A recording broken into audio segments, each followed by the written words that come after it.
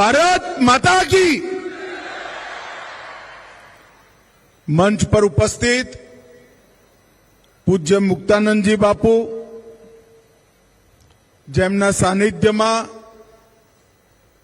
અહીંયા ચાપરડામાં એક સેવાનો યજ્ઞ ચાલી રહ્યો છે।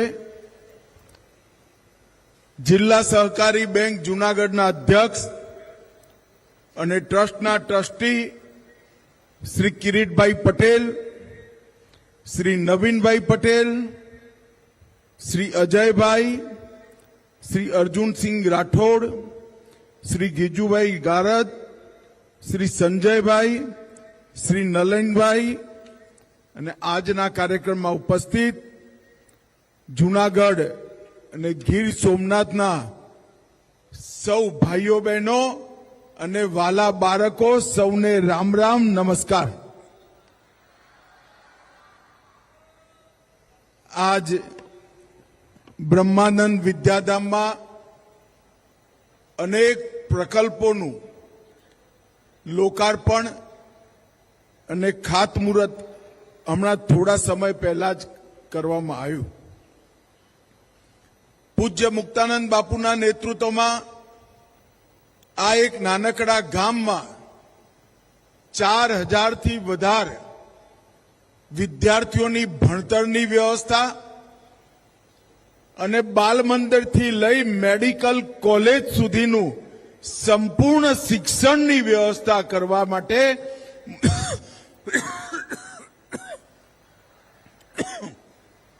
હું ટ્રસ્ટ અને વિશેષ કરી મુક્તાનંદ બાપુને ખૂબ ખૂબ ધન્યવાદ આપવા માંગુ છું। ભાઈઓ બહેનો, આજે જ્યારે હું અહીંયા આવ્યો છું ત્યારે સવારે આપણા જ્યોતિર્લિંગ સોમનાથના દર્શન કરીને આવ્યો, બપોરે સુગર ફેક્ટરીનું ભૂમિપૂજન કરીને આવ્યો અને છેલ્લે આજે સૈનિક સ્કૂલનું લોકાર્પણ કરી આજનો કાર્યક્રમ મારો પૂરો થશે। આ ત્રણેય કાર્યક્રમ એક પ્રકારથી નરેન્દ્ર મોદી સરકારના 10 વર્ષના કાર્યકાળને દરેક રીતે વર્ણવતા કાર્યક્રમ છે। આઝાદીના અમુક વર્ષો પછી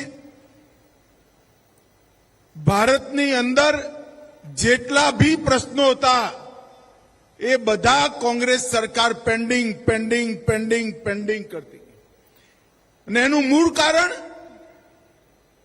વોટ બેંકનો ડર હતો। કાશ્મીરમાં 370મી કલમ હટાવવાની હોય, પેન્ડિંગ। ટ્રિપલ તલાક હટાવવાનો હોય, પેન્ડિંગ। યુસીસી લાવવાનું હોય, પેન્ડિંગ। સીએ લાવવાનું હોય, પેન્ડિંગ। રામ મંદિર બનાવવાનું હોય તો પણ પેન્ડિંગ। અને ગુજરાતથી એક આપણા નેતા, ગુજરાતનો સપૂત નરેન્દ્રભાઈ મોદી, એમના હાથમાં દેશનું શાસન આવ્યું અને 10 વર્ષની અંદર આ બધા પેન્ડિંગ પ્રશ્નોનું નામું લખી નાખવાનું કામ નરેન્દ્ર મોદીજીએ કર્યું। 550 વર્ષ પછી ટેન્ટમાંથી રામલલ્લા પોતાના ભવ્ય મંદિરમાં બિરાજે। ઔરંગઝેબે તોડેલું કાશી વિશ્વનાથનું મંદિરનો કોરિડોર ફરીવાર બનાવવાનું કામ થયું, અને અનેક વાર આક્રમણખોરોએ તોડેલું આપણું સોમનાથ એ પણ સોનાનું બનાવવાની શરૂઆત થઈ ચૂકી। મિત્રો, એ પણ સોનાનું વર્ષોથી દેશની સુરક્ષાને તાક પર રાખી આ કોંગ્રેસ પાર્ટી ચાલતી। પાકિસ્તાનથી આતંકવાદીઓ રોજ આઈને બોમ્બ ધમાકા કરી જતા, કોઈ જવાબ નહોતો।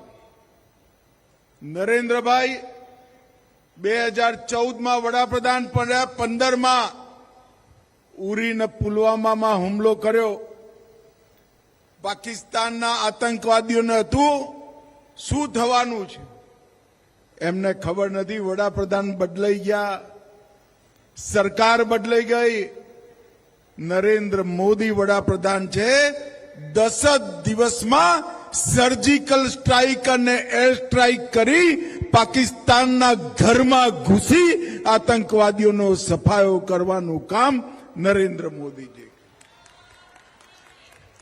અને એ દિવસથી પૂરા વિશ્વની અંદર એક સંદેશ ગયો કે ભારતની સેના અને ભારતની સીમા એની જોડે મજાક ના કરાય, નહીં તો ભોગવવું પડે.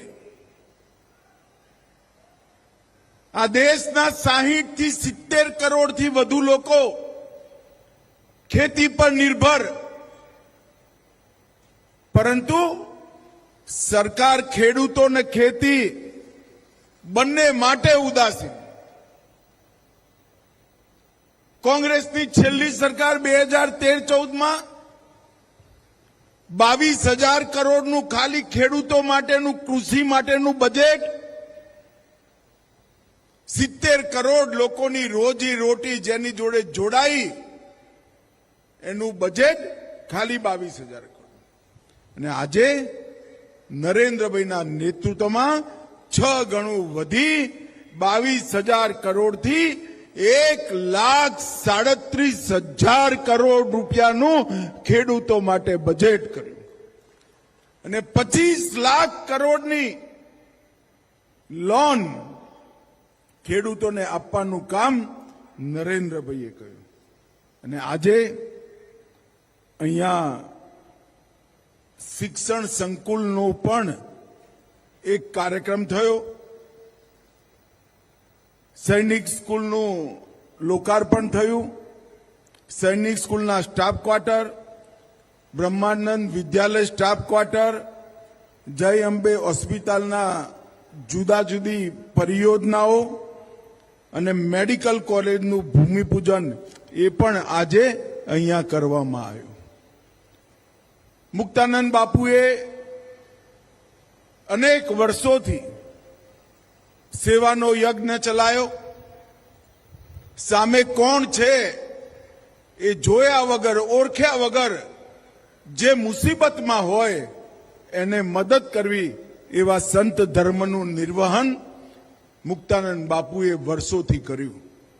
અને આજે એમના સાનિધ્યમાં આ નાનકડા ગામમાં આજ 450 બેડની હોસ્પિટલ, પશુ અસ્પતાલ, માનસિક રૂપે વંચિત બાળકોનું સંસ્થાન, પ્રાકૃતિક ચિકિત્સા કેન્દ્ર, સૈનિક સ્કૂલ, આનંદ ધારા પરિયોજના, આવી અનેક વસ્તુઓ, અનેક ઉપક્રમો, અનેક કાર્યક્રમો આજ અહીંયા શરૂ થયેલા છે અને મૂર્ત સ્વરૂપ લઈ વર્ષોથી સેવા કરી રહ્યા છે.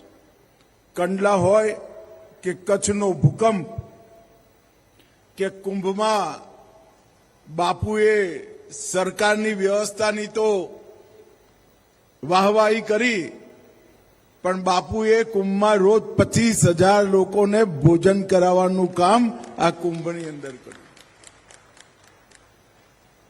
અને આ મહાકુંભે સમગ્ર વિશ્વની અંદર સનાતનનો મજબૂત સંદેશ અનેક વર્ષો સુધી યાદ રહે એવો સંદેશ મોકલવાનું કામ કર્યું.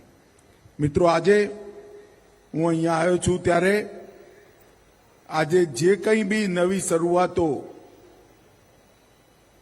ટ્રસ્ટે કરી છે એને મારી શુભકામનાઓ આપું છું. અને મુક્તાનંદ બાપુને આપ સૌ વતીથી ખૂબ ખૂબ અભિનંદન પણ આપું છું કે તમે આ સેવા યજ્ઞને જે રીતે આગળ ચલાવ્યો છે એ રીતે વર્ષો સુધી ચલાવતા રહો. અને હું નરેન્દ્ર મોદીજીની સરકાર વતીથી, મોદી સરકાર વતીથી એટલી નિશ્ચિત ખાતરી આપવા માંગુ છું કે દેશની સુરક્ષામાં ક્યારેય કોઈ કચાશ ના રહે એ નરેન્દ્ર મોદી સરકારનું સૌથી પહેલું કર્તવ્ય છે. ભાઈઓ બહેનો, આજે આ સંકુલમાં હું પહેલી વાર આવ્યો છું, બાળકોને મળ્યો, એક યજ્ઞમાં પણ હિસ્સો લીધો, સંકુલની અંદર ફરીને સંકુલને ધ્યાનથી જોયું પણ છે. સૌ ટ્રસ્ટી મંડળ જે સંકુલ બનાવવામાં જેમનો દેશ વિદેશથી બધાનો ફાળો છે, એ સૌ દાતાઓને પણ હું ખૂબ હૃદયથી ધન્યવાદ કરું છું અને મારી વાણીને વિરામ આપું છું. ભારત માતા કી જય.